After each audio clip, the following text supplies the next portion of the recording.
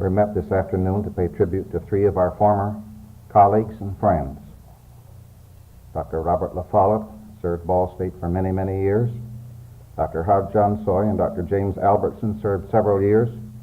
All were in leadership roles. Because of their particular professional interests, their quality of character, and their interest in international education, they were selected for special educational missions to Vietnam. There they and the other members of their educational team tragically met death on a faraway mountainside on March the 14th. And it's altogether fitting and appropriate that we should have a memorial service for them today. First, let me thank our Mr. Bow for providing the organ selection, and then ask for the invocation from Dr. Jones.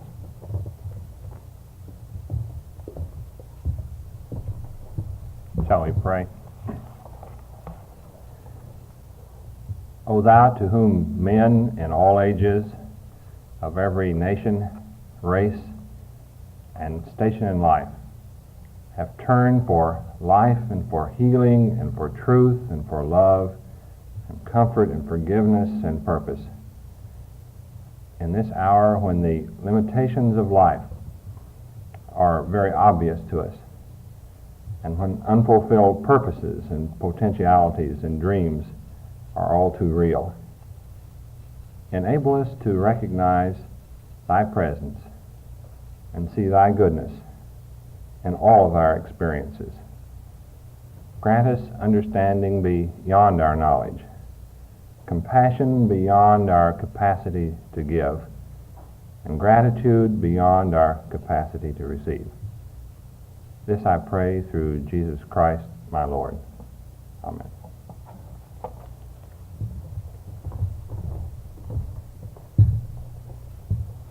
We have selected three of our and their colleagues to present tributes, one to each of these men. To Dr. Robert LaFollette by Dr. Lester Hewitt, who is the head of the Department of Sociology and Anthropology. Dr. Hewitt.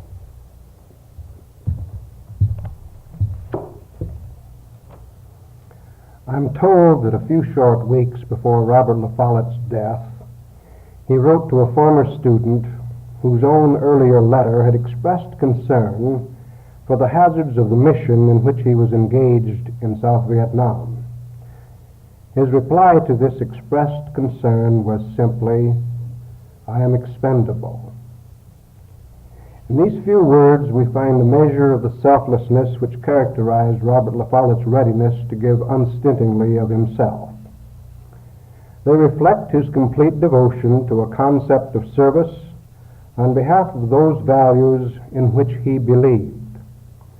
And they measure for us the presence of a sense of duty and quiet humility in the life of a man whose influence has truly been international. While many memories today cross the minds of us who knew, admired, and felt affection for him, perhaps the clearest of all is this memory of his unceasing readiness to work tirelessly at the job at hand and to give of himself unsparingly. Robert LaFollette clearly believed that life was meant to be lived responsibly, and what counted was not one's own accumulation of comforts or conveniences or conventional symbols of success, but whether the goals of human dignity and peace had somehow been advanced in consequence of one's own existence.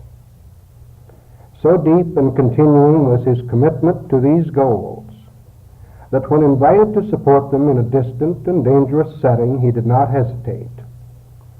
At a point in life when a long and illustrious academic career was capped by accepting the obligatory status of emeritus at this university, and when most persons would feel entitled to quiet relaxation from obligatory effort, he sought out and pursued a new career in overseas service, through which he might continue to enlarge the lives and the horizons of others.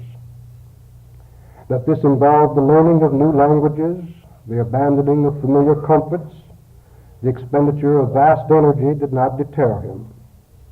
He believed fervently in the power of education to change men's minds and their conditions. and to increase the availability and the effectiveness of the resources for education, whether in Indiana, in post-war Germany, in Addis Ababa, or Saigon. This was a task he deemed worthy of his life, and to this end he gave his life to the last of his 12 years. Those of us assembled here today knew Robert LaFollette in many different contexts. To some, he was a devoted husband, father. To others, he was an inspiring teacher. To still others, a provocative colleague. To others, yet again, a congenial host, a stimulating companion. And to some, like myself, he was a wise mentor in the ways of becoming an experienced professor. But there are vast numbers, I do not hesitate to say unnumbered thousands, who felt the impact of his life, who were not represented in this auditorium, and who doubtless remember him in still different ways. To some of them, he is the author of words which opened their eyes to the potentialities of a working democracy. To others, he was the counselor whose quiet guidance enabled them to effect major reforms in the aims and the structure of their educational facilities. Although each of us remember him a bit differently, then I think it is safe to presume that there are some recollections of Robert LaFollette that we share in common. Because he believed intensely in the dignity of all men, each of us who rubbed shoulders with him found our own dignity enhanced by this association. Because of the incessant faith he placed in the integrity of others, our own efforts, whether as students or as colleagues, were often spurred to justify that faith. And because of his devotion to the cause of peace among men, our hope in the achievability of such a condition of peace is strengthened. We're of course saddened that he will not again stroll across the campus of this university, to whose growth he contributed so much during the 40 years he served here. Each of us in special ways are saddened by the loss of his companionship. But this is more appropriately an occasion of thanksgiving, an opportunity to recall in how many ways the lives of each of us who knew him have been enriched by that acquaintance. And as we contemplate the thousands of young men and women who will call LaFollette Hall their temporary home in the years to come, it is perhaps not unreasonable to hope that they too will find their lives enriched by the spirit of devoted duty his life exemplified.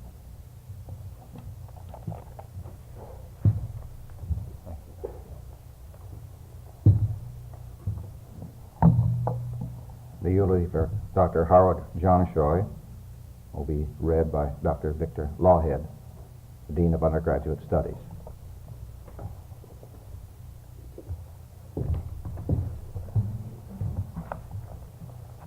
When a man dies, a part of me dies with him. So speaks the poet of man's link with humanity.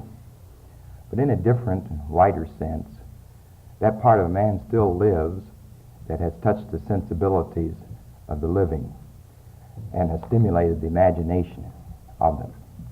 It is in this sense that we mark publicly the memory of Howard Johnshoy. It is in this sense that we meditate the meaning of this life and the tragedy of its passing. An ancient Arabian proverb holds that a man has as many souls as he has languages. Howard Johnshoy will be remembered for the range and scope of his discourse: classics, philosophy, music, religion, education, public administration. Whether it was with a Paul Tillich, an Eleanor Roosevelt, or a Harold Taylor, he added an insightful dimension to public and private dialogue on this campus.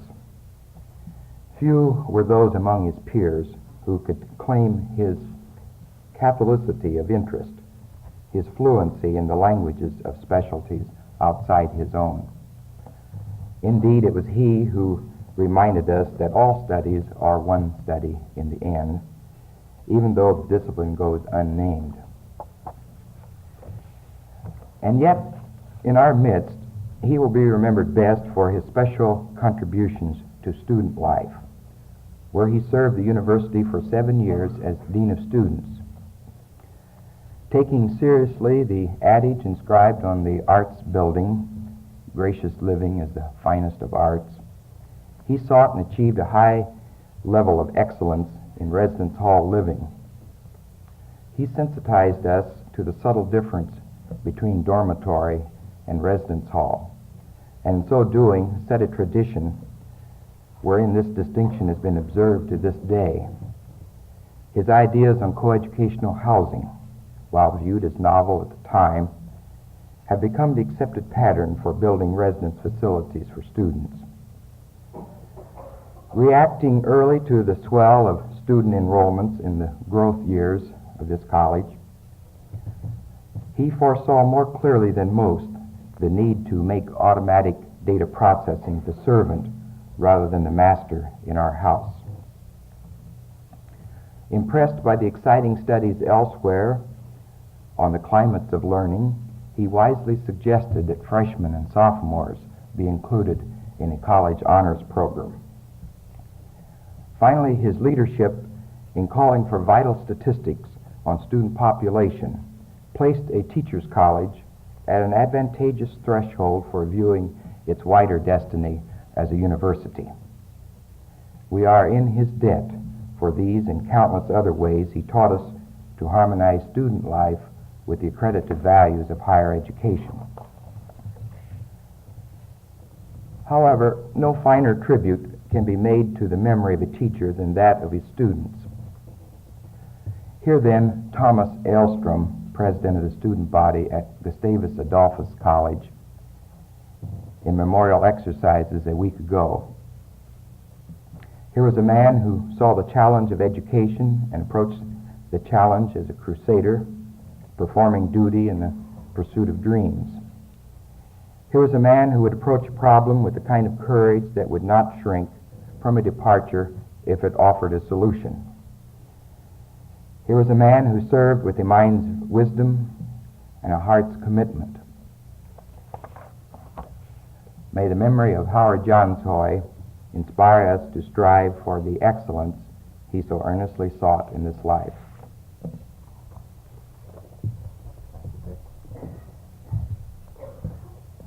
And the tribute to Dr. James Albertson will be given by Dr. Richard Burkhardt, the Vice President for University Academic Affairs.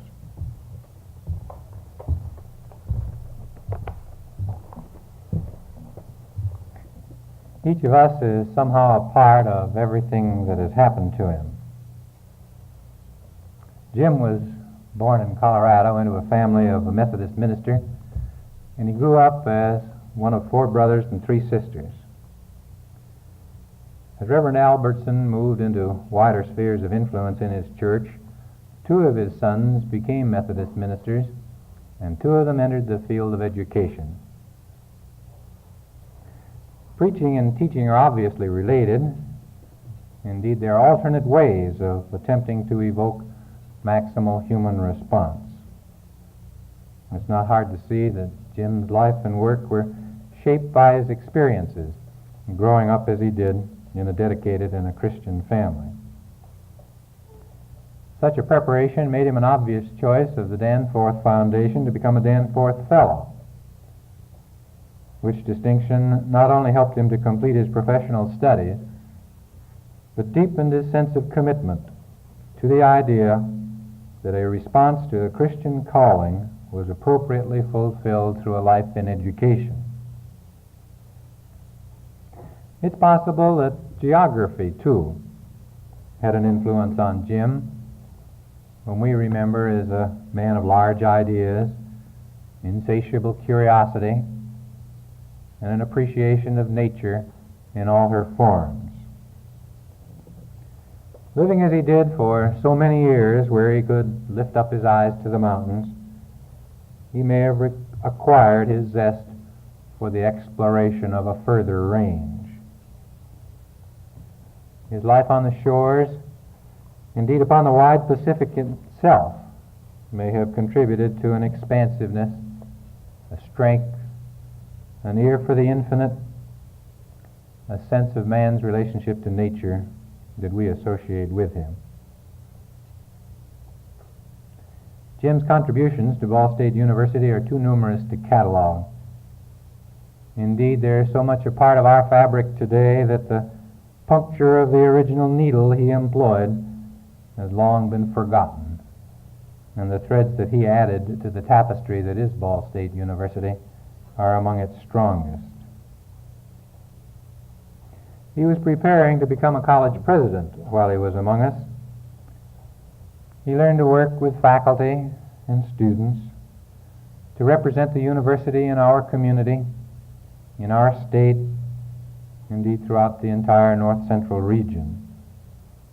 And everywhere he earned respect, not only for himself, but for this institution. The promise of his potential was tested when he was called to the presidency of Wisconsin State University at Stevens Point, and the promise was realized. Of course, we at Ball State would like to believe that Jim's success at Stevens Point was due in part to the education that he received while he was among us. Clearly, the principles that we espouse, symbolized by beneficence, articulated early by Mr. F.C. Ball about the civic responsibility of persons in leadership roles, these were far from alien to Jim's motivations. His brief term of office at Stevens Point was indeed a success. It might be measured in terms of buildings which he added to the campus, or in the establishment of a foundation designed to create a margin of excellence, or in increased faculty salaries, or an increased student population. I think it would be gauged better, however, by the respect in which he was held by his colleagues throughout the state of Wisconsin. Or best of all, by the spirit of the students and the faculty of this institution, who became convinced under his leadership that they had worth and dignity and an important future. Jim believed that institutions like Ball State and Wisconsin State University Stevens Point had a unique responsibility in sharing American ideals with others. Linking his ideas and energies with those of Robert LaFollette, Howard Johnshoy, and others, the Vietnam Project was designed and launched. The world knows all too well about the guns and the planes that we shipped to Vietnam. It really needs to know more about our shipments of the instruments of peace. Peace begins in the minds of men too, not only war. A better system of education will be needed as the war draws to a close in Southeast Asia. And Jim and the others were convinced that the greatest contribution to freedom for the Vietnamese that Americans could make would be an education designed to help them operate a free society. We might well ask, why did he go? Why did he leave his family and his work? No one, of course, will ever really know. It might have been part of his search for a further range. It might have been a missionary zeal which he derived from his family. Whatever assessment we make, the decision now seems heroic. Jim Albertson said in his own inaugural address of the 4th of May, 1963, speaking of the college student, his ability to articulate for himself a sense of purpose and commitment to a way of life will attest to his wisdom. The Reverend Gene Albertson, his older brother, at the memorial services at Stevens Point, reminded us that during the last war, Jim had served as a member of the Coast Guard on the island of Saipan, tending a Loran station, a beacon which guided American planes and ships to safety. Reverend Albertson suggested that the work of Jim's mission to Vietnam might be likened to that Loran station, reminding us all of the way home. But whatever figure of speech we construct, our purpose in gathering here today, in addition to paying our respects to our colleagues, now deceased, should also be to seek some meaning, some lesson from our experiences with them. Jim was with us for such a little while, and yet he touched the lives of many of us deeply. The inspiration of his life and work might well stimulate each of us to a rededication of the work of teaching to which we all have been called. Someone once asked Charles Beard, the American historian, to sum the lessons of history in short and simple terms. And he did this in 4 aphorisms, one of which, it seems to me, is appropriate here. Mr. Beard said that the 4th lesson of history is that when it is dark enough, you can see the stars.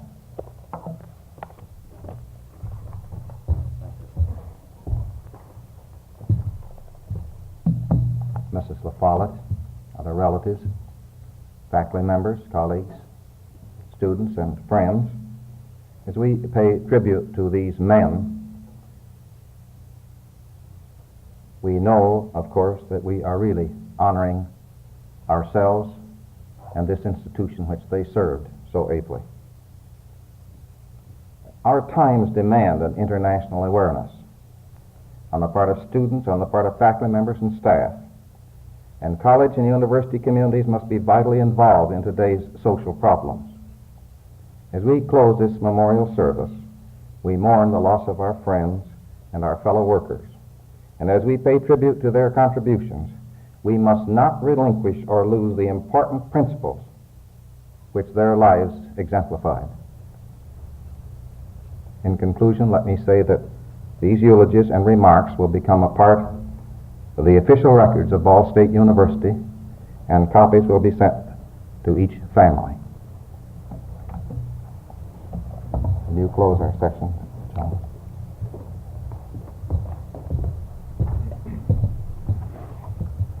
Shall we stand, please?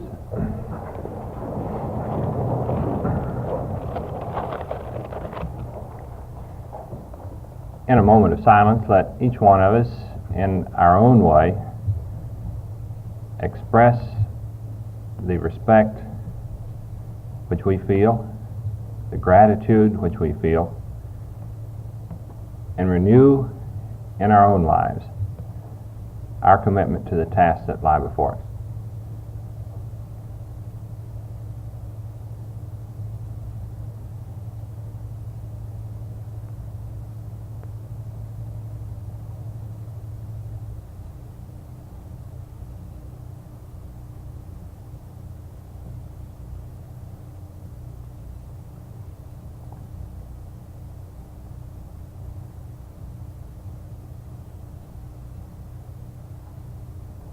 O loving Father of us all, as we remember the contribution and influence of the lives of these men who walked among us and were part of us, help us to rededicate ourselves to the search for truth and beauty, to the building of community, that all men might come to share in the benefits of thy creation. Help us to have minds open to new ideas. Help us to be unafraid of oppositions and barriers which may stand in the way. And may we, through thy strength, be freed from the fear, from the littleness that tends to hold us back. Help us to unite our heads with our hearts, and our thoughts with our actions, that mankind might be served, that we might come to seek our fulfillment in a world that knows peace, the kinds of things that these men committed their lives to. In thy name we pray. Amen.